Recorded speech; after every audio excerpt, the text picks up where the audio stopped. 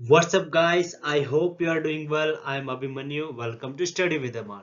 So कैसे हो सभी बच्चों? I hope आप और आपके परिवार में सभी लोग अच्छे होंगे, राइट? तो चलिए आज जो है आपका विधायिका का जो चैप्टर है उसका पार्ट 2 स्टार्ट करते हैं। इस पार्ट 2 के अंदर जो बेसिकली हम देखने वाले हैं वो कौन कौन से कंटेंट है सबके बारे में अभी हम आगे इंडेक्स में चर्चा करेंगे, ठीक है? तो चलिए अब बिना देरी करे स्टार्ट करते हैं आज की अपनी वीडियो। देखिए इस वाली वीडियो को अंदर हम बेसिकली देखने वाले हैं राज्यसभा लोकसभा के बारे में और हो सके तो संसद के कार्यों के बारे में भी देखेंगे। और वीडियो जितनी छोटी हो सके उतनी छोटी बनाने की कोशिश करूंगा ताकि आपको 5 से 10 मिनट का जो वीडियो हो एक एक जो टॉपिक होता है ना वो क्लियर जरूर हो जाए, ठीक है? चलिए कोई इशू नहीं, आगे देखते हैं अब। जैसे कि लास्ट टाइम हमने देखा था कार्यपालिका विधायिका न्यायपालिका बारे में, इन सब के बारे में तो ऑलरेडी हम डिस्कस कर चुके हैं। ध्यान से अगर आपको नहीं समझ आया तो कोई इशू नहीं, नीचे कमेंट बॉक्स में बता देना कि क्या आपको नहीं समझ में आया, उसको मैं दोबारा से आपको बता दूंगा, ठीक है? और विधायिका क्या होता है इसके बारे में तो ऑलरेडी बता चुका हूँ। ये अनुच्छेद नंबर 76 है ना, इसके बारे में थोड़ा ध्यान से याद रखना कि भारतीय संसद में कौन कौन शामिल होता है। तो याद रखना दो सदनों के अलावा राष्ट्रपति को भी शामिल किया जाता है। ये कहाँ लिखा हुआ है? ये अनुच्छेद नंबर 76 में लिखा हुआ है। ये काफी इंपॉर्टेंट है, याद रखना। और हाँ, ये वाला क्वेश्चन तो बहुत बार आया हुआ है, 2 नंबर में आता रहता है कि संसद में दो सदनों की आवश्यकता होती ही क्यों है आखिरकार? तो दो रीजन है। समुचित प्रतिनिधित्व के लिए, दूसरा है पुनर्विचार के लिए, ठीक है? अब आते हैं हम अपना राज्यसभा और लोकसभा वाले टॉपिक के ऊपर। तो देखिए यहाँ पर एक एक जो है ना शॉर्ट फॉर्म में बताऊंगा मैं आपको, थोड़ा ध्यान से सुनिएगा, ठीक है? जो राज्यसभा है ना, ये राज्यों का प्रतिनिधित्व करती हुई मानी जाती है, क्योंकि जो लोगों के द्वारा जो चुने जाते हैं, जो लोगों के द्वारा जो जनता के द्वारा चुने हुए जाते हैं, वो लोग लोकसभा के अंदर जाकर के बैठते हैं। ओके।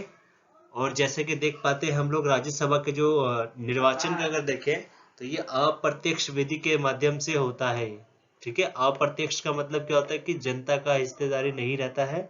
यहाँ पर जो लोग होते हैं वो इनडायरेक्ट वे में अपने कैंडिडेट्स को चुनते हैं, मतलब अपने प्रतिनिधि को चुनते हैं।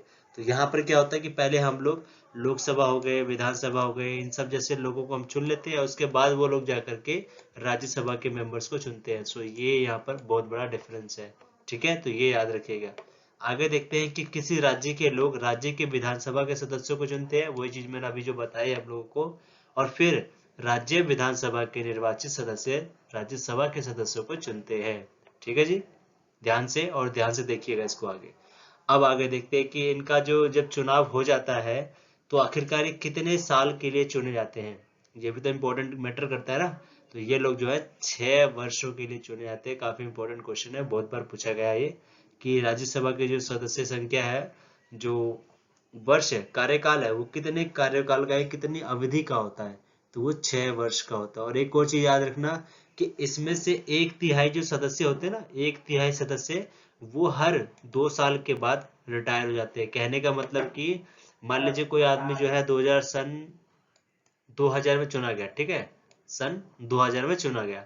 अब उसकी अगर कायदे से देखा जाए तो कब तक जाएगा? वो 2016 में जाएगा, राइट? 6 अवधि तो 6 साल तो आपके यही हुए ना।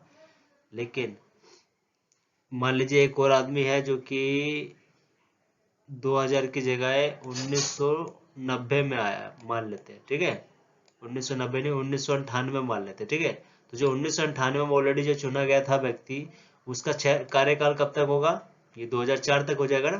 तो 2004 में जो कार्यकाल पूरा हो जाएगा, तो यहाँ से मान लीजिए जो व्यक्ति इनमें चुने गए वो लोगों का जो कार्यकाल है वो यहाँ पर खत्म हो जाएगा। तो यहाँ पर 1/3 जो सदस्य होते हैं ना, वो लोग रिटायर हो जाते हैं।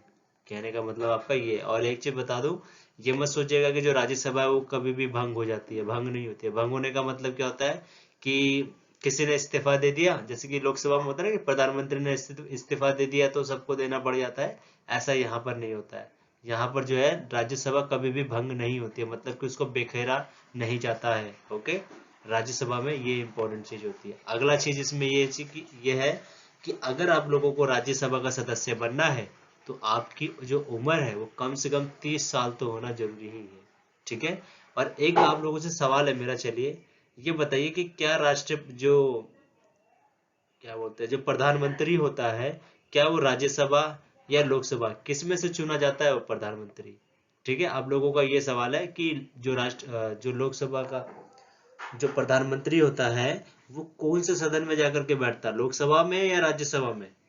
अगर दोनों में बैठता है तो वो भी बताएगा क्यों बैठता है, या फिर अगर लोकसभा में बैठता है तो क्यों बैठता है, राज्यसभा में बैठता है तो क्यों बैठता है, ये बताइएगा मुझे। क्या सिंपल से देखिए, क्वेश्चन ये है मेरा कि क्या एक प्रधानमंत्री राज्यसभा से चुन करके प्रधानमंत्री बन सकता है, या फिर अगर लोकसभा से चुना जाता है तो क्या वो प्रधानमंत्री बन सकता है? ये आपका सवाल है, आप लोगों को जरा ढूंढिएगा और बताइएगा मुझे, ठीक है।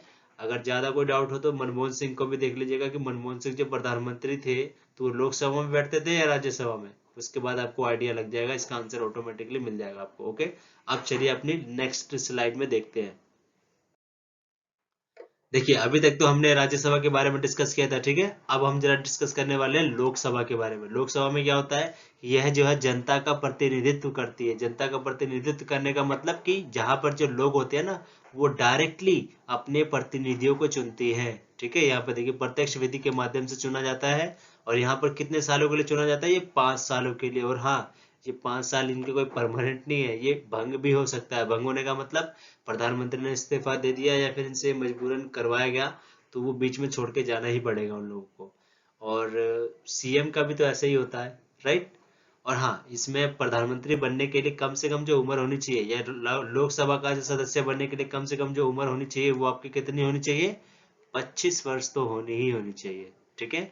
एक मूवी थी फिल्मिस्तान की, पता नहीं कोई मूवी थी, उसके अंदर जो है, जो होता है ना गाना सुनो ना संग मर मर, उसी गाने के अंदर, उसी मतलब मूवी के अंदर देखिएगा, सबसे youngest prime minister of India बताया जाता है वहां पर उस हीरो को।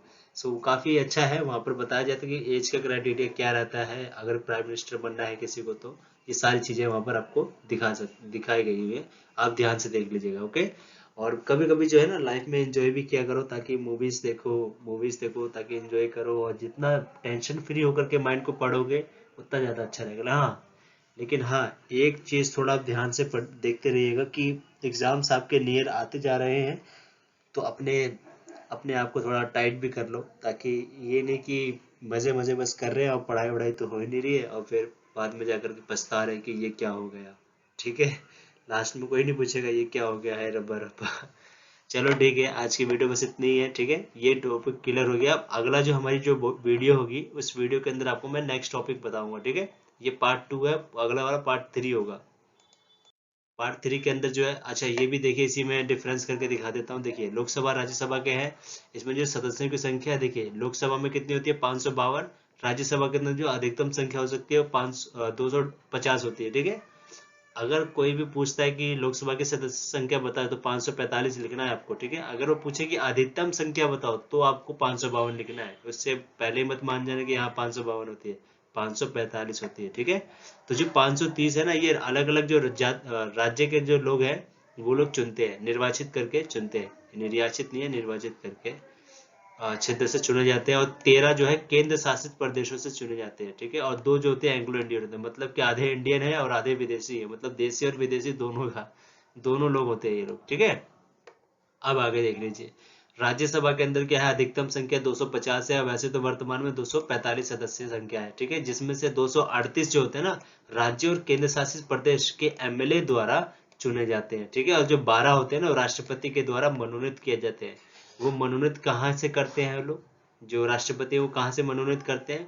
जिनके में कला वाले क्षेत्र हो गया, साहित्य क्षेत्र हो गया, या ज्ञान हो गया, या सेवाओं में हो गया, जो लोग इन क्षेत्रों में ज्यादा महारथी वाला काम करते हैं उन लोगों को राष्ट्रपति मनोनीत करते हैं राज्यसभा का सदस्य बनने के लिए। तो आप देखिएगा, सचिन हो गए, फिल्म स्टार हो गए, वो नहीं है वो, कौन है वो, रेखा नाम है शायद, वो भी राज्यसभा के ही एक तरफ से सदस्य हैं, क्योंकि वो बड़े बड़े हैं ना, इसलिए। और रजनीकांत हो गए, इन सब ने जिन्होंने अपने अपने अपने फील्ड में जिन्होंने महारत हासिल कर रखी है उन लोगों को राष्ट्रपति जो है मनोनीत करते हैं राज्यसभा का सदस्य बनने के लिए, ठीक है। तो ये चीज आपका यहाँ पे डिस्कस हो गया, ठीक है। और हाँ, प्लीज थोड़ा शेयर कीजिए ज्यादा से ज्यादा, ताकि इसको और बढ़ाए, जैसे कि इस परिवार को, छोटे से परिवार है अपना, सुखी तो है लेकिन और बढ़ाना चाहिए, ठीक है। चलिए ठीक है, कोई इशू नहीं है। और हाँ, लाइव को वीडियो को please like share and subscribe कीजिएगा। And thank you, thanks for watching this, thank you.